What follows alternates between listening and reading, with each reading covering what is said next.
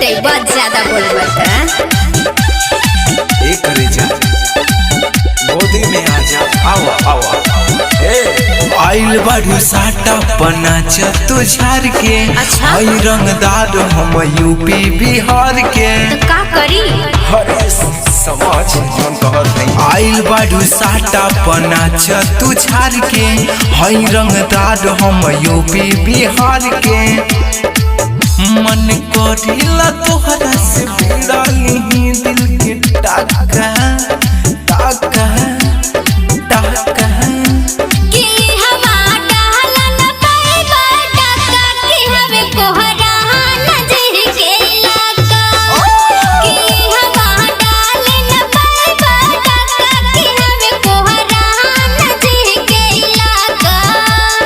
ए बाबू का बुझला हरी बुझता नहीं करे जा आवा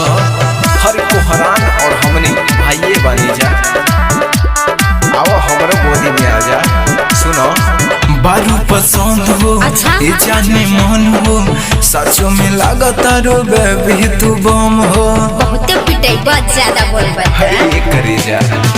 बारू पसंद हो ये जाने मन हो सचो में लागता रो बेबी तू बम हो अच्छा छुआला पगल काहे मारे गोरी चाटा चाटा चाटा कि हवा डाल न पाएगा टाका कि हवे कोहरा नजर के इलाका कि हवा डाल न पाएगा टाका कि हवे कोहरा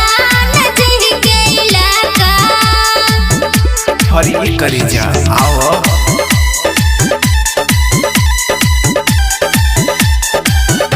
रंगदार के रंगदार वाली रे पगली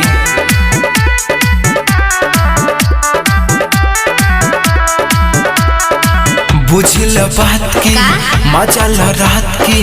आवही रानी धल सूरज के हाथ के अरे हम पहले से है दूसरे के अरे करे जा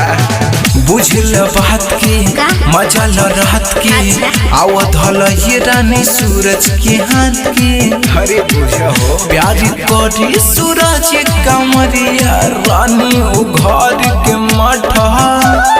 माथा